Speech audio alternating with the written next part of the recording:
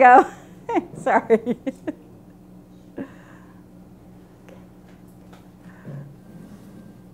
Thank you. Do we have somebody else? We do. Excellent. Anyway, I mostly use the round ones for dumplings. The square ones have their place, different folds. Tonight we're going to learn a couple of things. I'm going to teach you a wonderful filling. It's very simple, easy to do at home, and it's the kind of thing where at the end of the week or whenever you have a lot of odds and ends left over, the different vegetables, you can chop it up, use the basic ingredients I'm going to show you, and make your own dumpling filling with it. And make dumplings at home. So you're going to walk out of here being able to do this, I promise. Now, let's see. So the first thing, I wanted to tell you a little history about dumplings, by the way. It's pretty funny. The Han Dynasty, probably about 1800 years ago, there was a healing medicine man who noticed as he was out amongst the people, he was an herbalist, and out amongst the people that in the winters, people suffered from severe frostbite of their ears. And he wanted to remedy this, as all the poor, hardworking people in China. So he went home and he made a concoction and he made a dumpling skim.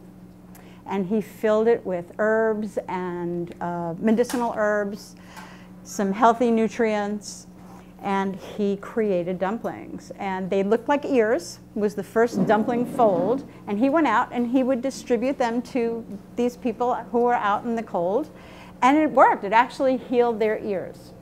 And that's where dumplings actually came from. I thought that was like one of the coolest stories. So anyway, let's get started. We can start making a filling. Now what I'm going to do, it's a very basic vegetable filling. I'll get my pan nice and hot here.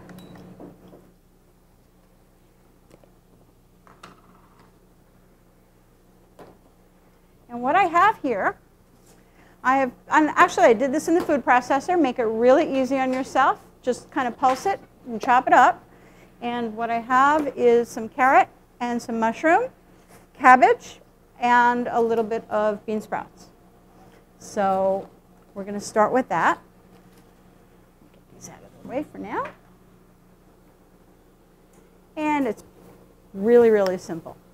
So just a tiny bit of oil into the pan, maybe about a tablespoon. Get that nice and hot. This is a rice bran oil. Okay, I have a peanut oil that I use. I'll use sesame oil sometimes. It depends on the heating, what I'm cooking. The sesame oil does give it a flavor.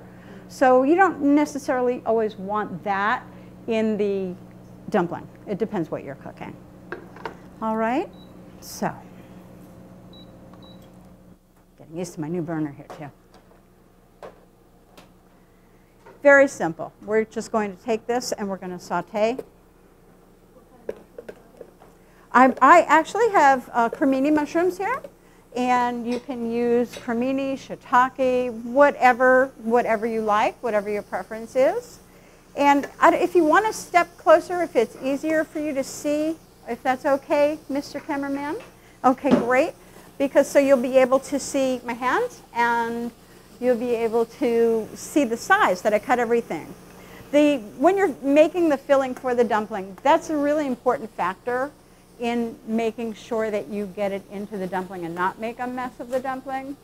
It took a lot of experimenting. And so everything is just pulsed to a nice fine consistency. So I'm just going to stir fry this up a little bit here, let that go. I'm going to add a little bit of ginger into it. This is fresh grated ginger. And I learned this neat trick from someone in the room here. And rather than standing there and grating ginger every time I needed to use a little bit of ginger in a recipe, I have a food processor with a smaller attachment to make drinks, sport drinks or whatever, protein drinks. So I just chopped up some ginger, didn't even skin it, cleaned it off, chopped it up, put it in there with some water, whizzed it through, and it came out with a very beautiful consistency, perfectly minced, holds in the jar, in the refrigerator, and it's perfect. The skin floats to the top. So you don't have to worry about the skin. You can just skim it right off the top. And it makes good water, too, to use. So none of it gets wasted. So I'm going to add, probably it'll wind up being about a tablespoonful of ginger into here. And this is a real no-fail kind of recipe. This is completely to your taste and to your liking. You can modify it however you like. And that's how I like creating recipes, actually. I've created hundreds of recipes that I like them to be user-friendly, so that whatever your particular tastes are or your particular lifestyle, you're able to take the recipe and work with it for what you like and how you live. So we're starting to get some good smells in here, I think. A little bit of ginger going on. Excellent, excellent. So that's cooking. Now, Bill, do me a favor. In the cooler, there's going to be a round container, Cambo, that says vegetable on it. Does it say mushroom or vegetable? Mushroom. Okay, I want the other one. The one that says vegetable, I want that to kind of, if you can unwrap that for me and let it start coming to room temp, that'd be great. I've already gone ahead and prepared a bunch of filling for you all to use to play with your food. So it's all cooled down and ready to work with. And now this is just about ready for the next step. It's very, very fast cooking. And you don't even need, pardon me, I disappeared from the camera. I'm back.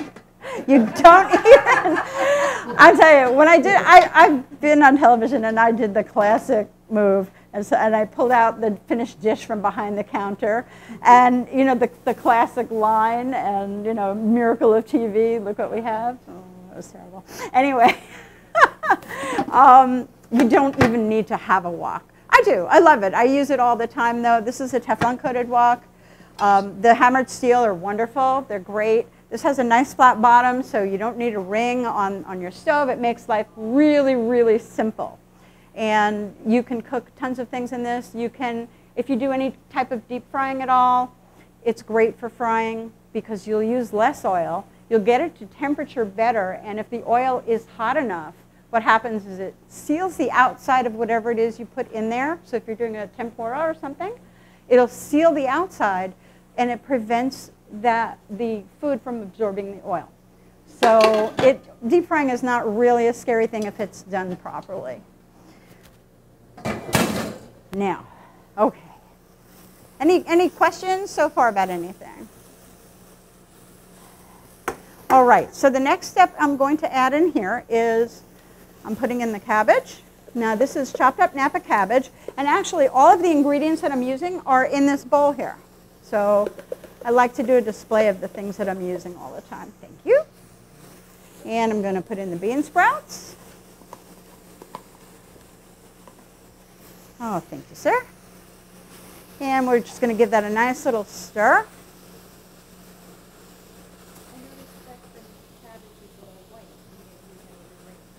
It happened to just be where the cabbage was. I buy Napa cabbage like crazy and go through it like crazy. I actually really just enjoy it as well. It makes a great slaw, a nice cold Asian slaw. It just was that part. But yeah, absolutely, the green is wonderful.